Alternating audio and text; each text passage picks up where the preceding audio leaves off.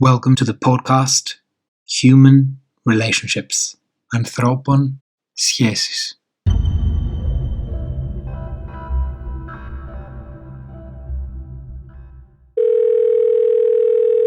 Hello and welcome. I'm Ioannis Teropoulos and this is Ανθρώπων σχέσεις. Human Relationships. Here we explore the psychology of relationships, the pressures of modern life, and how we can connect in a more meaningful way with ourselves and with other people, with poetry as our starting point.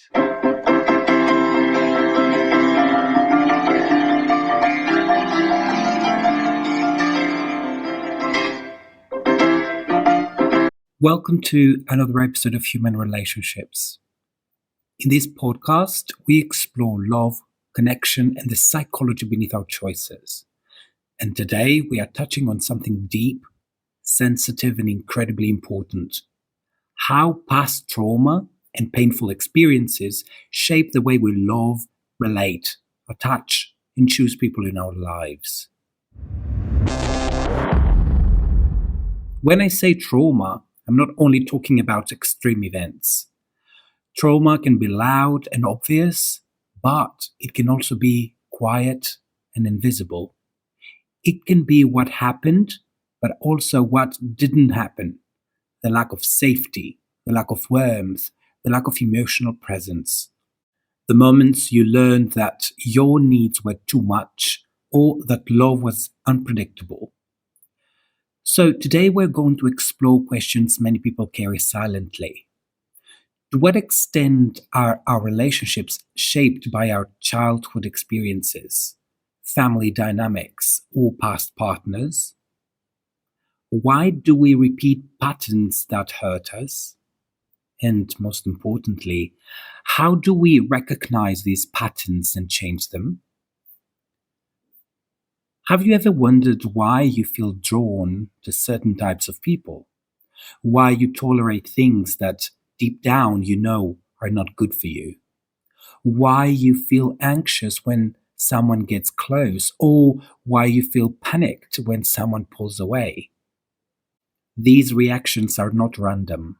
They often come from the past. They are patterns the nervous system learned for survival. And here is a crucial point. Trauma is not a character flaw. It is not weakness. It is not being dramatic. It is often the nervous system responding the only way it knew how in order to stay safe. Today, we'll look at how trauma can shape trust and suspicion, emotional closeness and avoidance, fear of abandonment, jealousy and hypervigilance, people-pleasing and self-erasure, and why some people keep choosing what feels familiar even when it hurts. We will also talk about what healing can look like, not in a magical way, of course, but in practical, grounded way. Awareness, understanding your triggers, building emotional regulation, communicating safety, and using evidence-informed support when you need it. A lot of research in psychology and public health shows that adverse experiences are extremely common and that they can influence relationships later in life, including attachment, emotional regulation, and how safe we feel with others. The good news is that patterns can change. Healing is not about blaming the past. It is about understanding it so it stops running your present. So, if this topic is personal for you, I want to say this gently. You don't have to listen perfectly. You don't have to agree with everything. Just listen with curiosity and compassion for yourself. Take a breath and let's begin.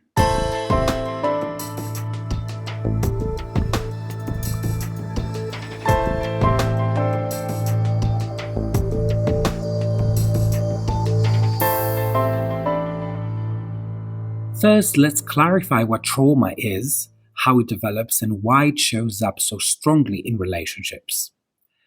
Trauma and our relationships. Why do we repeat the same patterns? So let's go deeper. Trauma is not only the event, trauma is also what happens inside us because of the event, especially when we felt unsafe, powerless, unheard, or alone. And trauma is not always dramatic. It can be subtle and repeated. It can be chronic stress. It can be emotional neglect. It can be growing up in an environment where you had to stay hyperwave, people please, or suppress your emotions to keep peace. In trauma informed psychology, a simple way to understand it is this: trauma is what overwhelms your ability to cope and forces your nervous system into survival. So, even if two people live through something similar, one may feel shaken but recover, while the other may carry it for years. The difference is often support, safety, and whether the experience could be processed rather than stored. So, how does trauma develop? Trauma can come from many sources, including emotional neglect, where caregivers were physically present but emotionally unavailable; rejection or abandonment, such as a parent leaving, a sudden loss, or a relationship ending in a painful, destabilizing way; toxic or abusive relationships, involving criticism, manipulation, control, humiliation, or emotional unpredictability; chronic stress environments, where you constantly had to adapt to someone else's mood, anger, addiction, or instability; and betrayal, when trust was broken by someone you depended on. And I want to emphasize something here. For many people, the most damaging part is not only what happened, but the loneliness around it.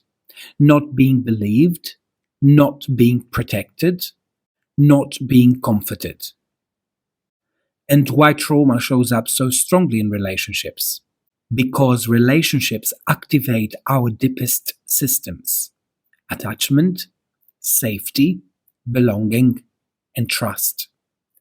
When we are close to someone, we do not only interact with them, we also interact with our past. Our nervous system remembers.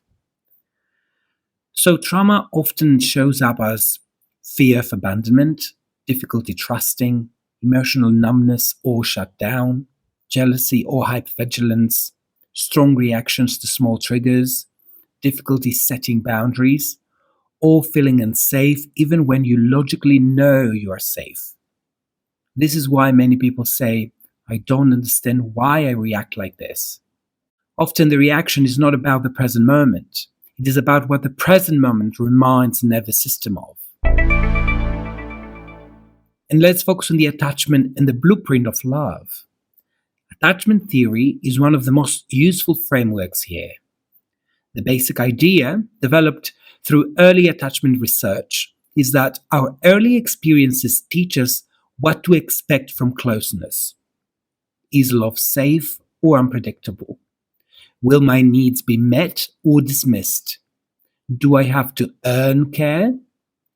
Am I allowed to be vulnerable? If you grew up with consistent emotional care, closeness can feel safe. If you grew up with inconsistency, criticism, neglect, or instability, closeness can feel risky. Then, as adults, we often carry those expectations into romantic relationships, sometimes without realizing it. This does not mean we are trapped. It means we have a map. And if we have a map, we can change direction. And here comes repetition. Why we return to what hurts. Now, let's address the question that many people find painful. Why do we repeat patterns that hurt us? One answer is physiological and one is biological. Physiologically, some theories have described repetition as an unconscious attempt to revisit what hurt us, hoping for a different ending. In simple terms, we try to rewrite the story. Biologically, The nervous system is drawn to what is familiar. Even if something was unhealthy, if it was familiar, the body may interpret it as normal. So you might find yourself attracted to emotionally distant partners because distance feels familiar, inconsistent partners because inconsistency matches your internal pattern, controlling people because control feels like certainty, or relationships where you have to prove your worth because that mirrors all dynamics. And of course, this is not stupidity. It is conditioning. It is survival learning. Here are a few examples that many people recognize. Someone who grew up with a strict, emotionally cold parent may feel drawn to partners who are distant or unavailable because warmth feels unfamiliar. Someone who experienced abandonment may become highly sensitive to signs of rejection and feel intense jealousy even when the partner has done nothing wrong.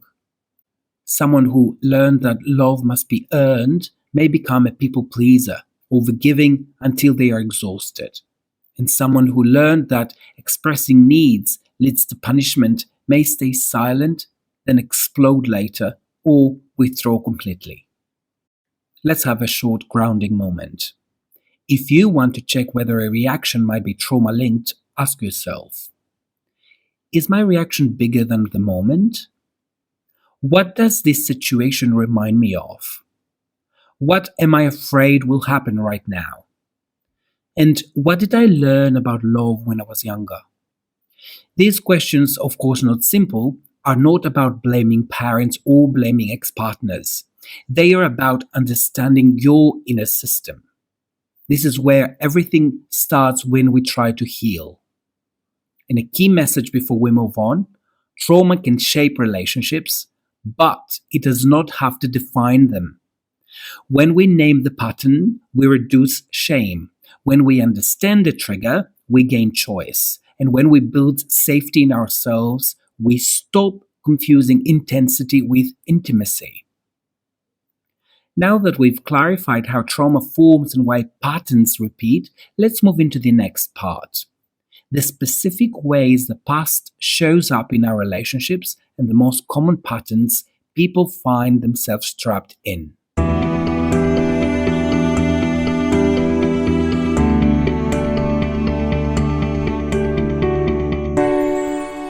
So now let's get more specific.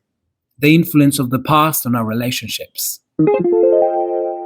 In this section, we will look at how the past shows up inside relationships in concrete ways and why some patterns feel almost automatic.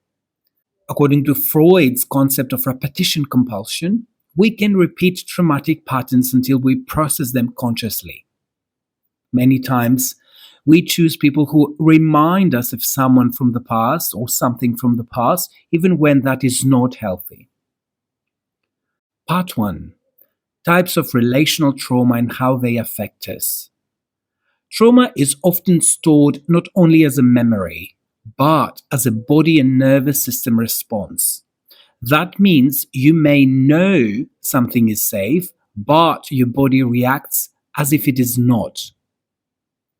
Many trauma-informed clinicians describe this as the difference between intellectual understanding and felt safety. And that gap can shape love. Here are a few common types of emotional and relational trauma and what they can create later. 1. Attachment wounds. If caregivers were emotionally unavailable, inconsistent, critical, or unpredictable, a person may grow up learning, I can't rely on anyone, or I have to earn love, or closeness is risky. As an adult, this can show up as fear of intimacy, fear of abandonment, difficulty trusting, or choosing partners that match the emotional climate you grew up with. Number 2. Trauma from nervous relationships. A toxic relationship can leave lasting imprints, especially if it involved betrayal, manipulation, humiliation, emotional withdrawal, or repeated disrespect. After that, many people find themselves thinking, if I love, I will get hurt, or people leave, or I can't trust my judgment. So they either become hypervigilant or controlling, or shut down emotionally, or attach too fast to secure reassurance. Number 3, betrayal, abandonment, rejection. This is some of the most common roots of fear of commitment, fear of vulnerability, strong jealousy, or the need to control. Not because the person is dramatic, but because their nervous system learned that closeness can suddenly become loss. Let's move to part 2. Why we repeat patterns. Now, why do we repeat? One clear explanation is that the nervous system often seeks familiarity. Familiar can feel safe than unknown, even if familiar is painful. A second explanation is that repetition can be an unconscious attempt to repair an old wound, to finally be chosen, to finally be loved, to finally be safe. So, people may repeat patterns such as pattern A, fear of abandonment, staying where you are not fulfilled. You remain in relationships that are emotionally poor, inconsistent, or even harmful because loneliness feels terrifying.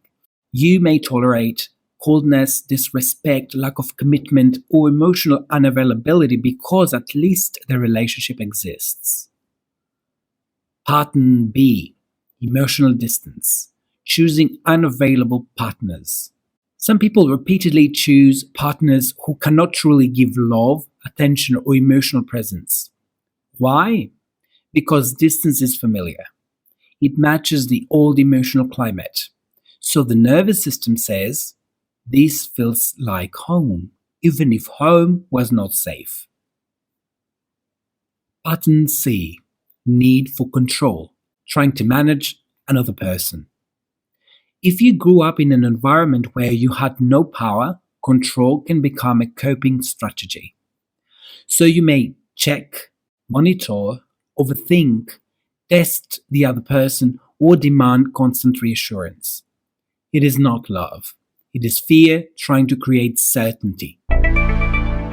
Let's make this concrete with few examples. Someone who grew up with a strict, emotionally cold parent may feel drawn to partners who are distant because warmth feels unfamiliar and even uncomfortable. Someone who has abandoned may become extremely sensitive to any sign of rejection, interpreting silence as danger. And someone who learned that affection comes with conditions may become a people pleaser, constantly adapting so they won't be left. And here is the painful part. Sometimes we call these patterns my type, but often this type, my type, is simply the nervous system repeating what it already knows. And let's have a short self-check for you. If you want to identify whether a past wound is shaping your relationships, ask yourself, what is the emotional role I usually play in relationships? The fixer? The rescuer? The one who waits? The one who overgives? The one who disappears? What do I consistently tolerate that I should not? When do I feel most triggered, and what story do I tell myself in that moment? And what do I fear will happen if I set a boundary? These questions create clarity, and clarity creates choice. So, the key message: if you recognize yourself in any of these patterns, the goal is not shame. The goal is to say, aha, this makes sense. This is learned, and what is learned can be changed. And now we move to the most important part: what healing actually looks like. How do we work with trauma, regulate our nervous system, and build relationships that feel safe, honest, and emotionally mature?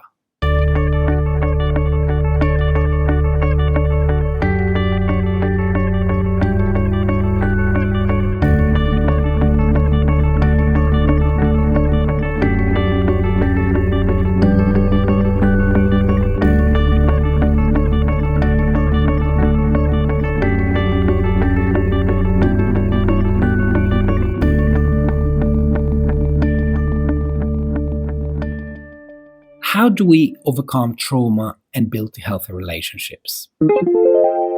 Now we come to the most important part of this episode: healing.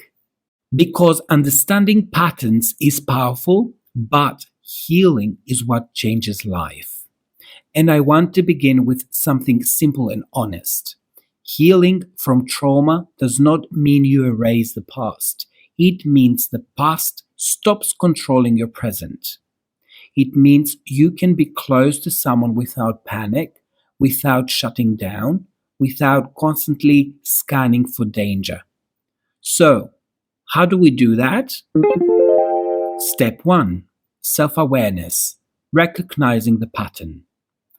The first step is awareness, because we cannot change what we cannot see. Ask yourself, what patterns keep repeating in my relationships? What triggers me most? What am I afraid will happen when I get close to someone? What do I do when I feel unsafe? Chase, freeze, shut down, control, or disappear? A very practical tool here is a relationship journal. Write down the situation, what you felt in your body, what you thought, what you did, what you needed but didn't express. This is not to judge yourself. It is to map your nervous system. And often you will discover that the reaction is older than the relationship. Step 2: working with yourself, changing the inner relationship. A key trauma-informed principle is that healing begins when you stop fighting your own emotions. Many people say, I shouldn't feel this, I shouldn't react this way, I shouldn't be over it. But the nervous system does not heal through shame. It heals through safety and compassion. A helpful idea, often shared in trauma work, is trauma is not only what happened, it is what remained unprocessed inside you. So instead of self-blame, practice inner understanding. This reaction makes sense, given what I lived. I'm allowed to need safety. My fear is not irrational, it is learned. When you learn to speak to yourself with care, your relationships become calmer because you're not outsourcing all soothing to another person. Step 3: evidence-informed support, therapy and tools. For many people, healing requires structured support, not only insight. Here are evidence-informed approaches commonly used for trauma and relational patterns. CBT, Cognitive Behavioral Therapy. CBT helps you identify and change unhelpful beliefs and thought patterns such as, I'm not lovable, people always leave, if I express needs, I'll be rejected, and many more.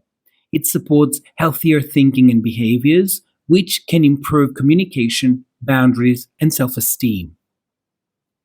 EMDR, eye movement desensitization and reprocessing. EMDR is widely used for processing distressing memories and trauma responses. It aims to reduce the emotional intensity of traumatic experiences so they no longer hijack the nervous system in the present.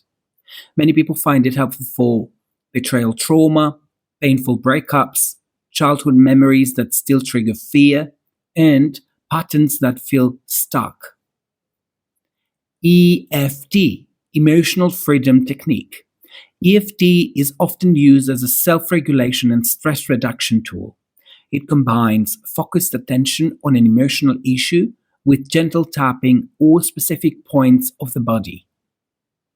Some people find it useful for calming anxiety, panic, or emotional overwhelm, especially as a daily practice alongside other support. Mindfulness and nervous system regulation. Mindfulness is the practice of bringing attention to the present moment without judgment. And it helps trauma and relationships because it trains your capacity to pause. Instead of immediately reacting, you learn to notice. I'm triggered, I'm anxious, I'm shutting down, my body thinks I'm unsafe. And then you can choose a response rather than repeating an old survival reaction. Mindfulness supports reduced stress, improved emotional regulation, clear communication, and more stable presence inside relationships. A few practices you can try, simple and effective. Here are practical tools that fit real life. Conscious breathing, 2 to 3 minutes of slow breathing to calm the body. Body scan, notice tension, soften the jaw, relax shoulders, unclench the stomach. Name the feeling. I feel rejected, I feel afraid, I feel abandoned. Naming reduces intensity. Grounding. Notice 5 things you can see, 4 you can touch, 3 you can fear. Mindful writing. Write without filtering for 5 minutes to release internal pressure. These are small practices, but they teach the nervous system, I can handle this. Step 4. Healing inside relationships, communication and boundaries. Healing is not only an individual process, it is also relational. Healthy relationships become safer when we communicate our inner world clearly. Instead of, you don't care about me, try, when I don't hear from you, my anxiety gets triggered and I need reassurance. Instead of, you never respect me, try, I need us to speak respectfully even in conflict. Boundaries are also essential in trauma healing because boundaries create safety. A relationship cannot heal you if it keeps violating you. Step 5. The most important shift from familiarity to health. One of the biggest steps in healing is this. Stop choosing what feels familiar. Start choosing what feels healthy. At first, healthy can feel boring because the nervous system is used to intensity. But peace is not boredom. Safety is not lack of passion. Consistency is not weakness. Healing often looks like choosing stable people, emotionally available people, respectful communication, slow trust, and calm intimacy. So, healing from trauma is possible. It begins with awareness, it deepens through compassion and regulation, and it becomes real through healthier choices, boundaries, and the courage to stop repeating what once felt normal. And now, I want to pause and bring poetry into this, because poetry has a unique way of expressing what trauma feels like and what healing requires.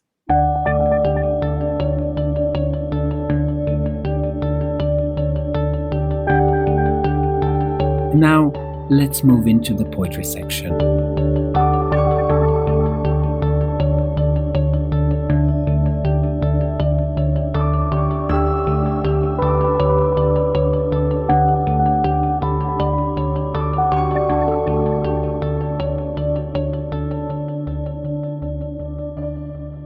And now I want to bring poetry into this episode because trauma is not only something we understand intellectually, trauma is something we feel. It lives in language, in silence, in the body. Poetry can do something psychologists sometimes cannot. It can describe the inner atmosphere of pain, loss, numbness, and survival without needing to explain it. Today, I'm going to read you a poem by a Greek poet, Katerina Rorou. Katerina Rorou was a Greek poet, writer, and actress known for her raw, disruptive, and deeply emotional work. Her poetry is filled with trauma, loss, existential anxiety, and a constant search for freedom. She lived a turbulent life, and her poems often speak from lived experiences.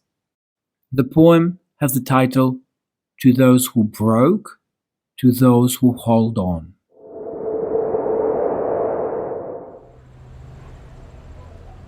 Ragged by the wild waves, thrown away remnants, forever from now on, in the dark chamber of the earth, with a mind in shadow, from the frantic chase of the unmoving course of the stars, the last ones laid down their tired heads as sacrifice to the ritual of whirlwind times. And there were no people, and a white snow of silence covered for good the sunken cities.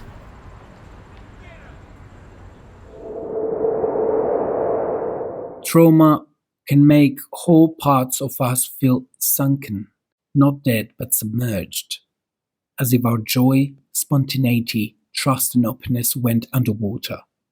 And then comes the snow of silence, the emotional quiet that covers everything when we stop feeling safe enough to express ourselves.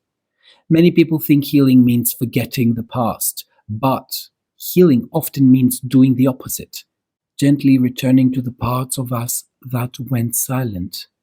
Not forcing, not rushing, but slowly creating enough safety inside and outside so those parts can come back. And this is why relationships matter so much in trauma recovery, because a healthy relationship over time can become a new emotional experience. Consistency instead of chaos, respect instead of violation, safety instead of fear, presence instead of disappearance. And when that happens, the nervous system learns something new. Closeness can be safe. I don't have to abandon myself to be loved. I can be seen and still be protected.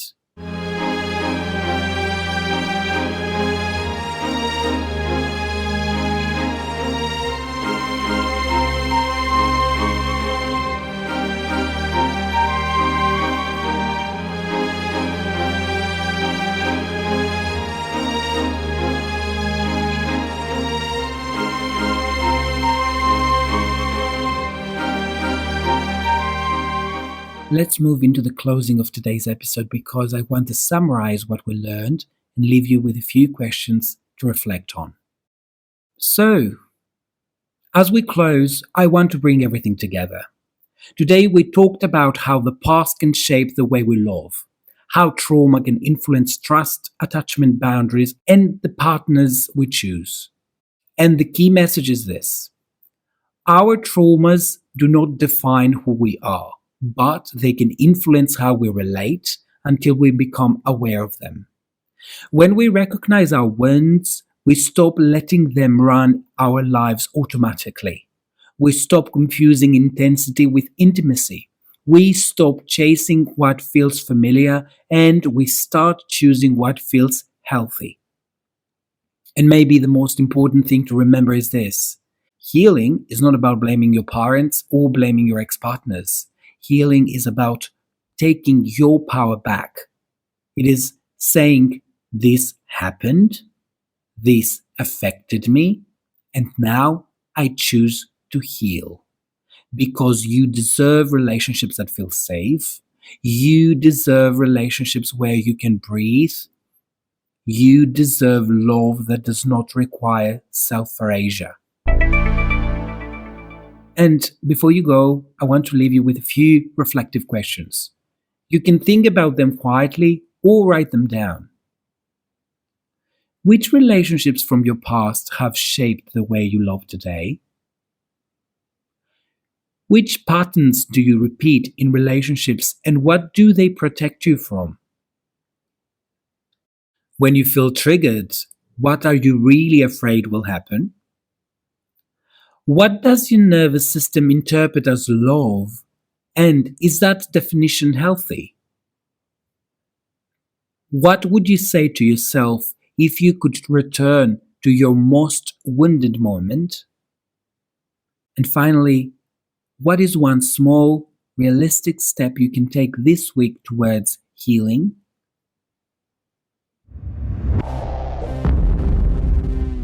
If this episode resonated with you, I'd love to hear from you. You can message me on Instagram or send me an email, find them on the episode description, or share your thoughts through Spotify, YouTube, or the platform you listen this episode to.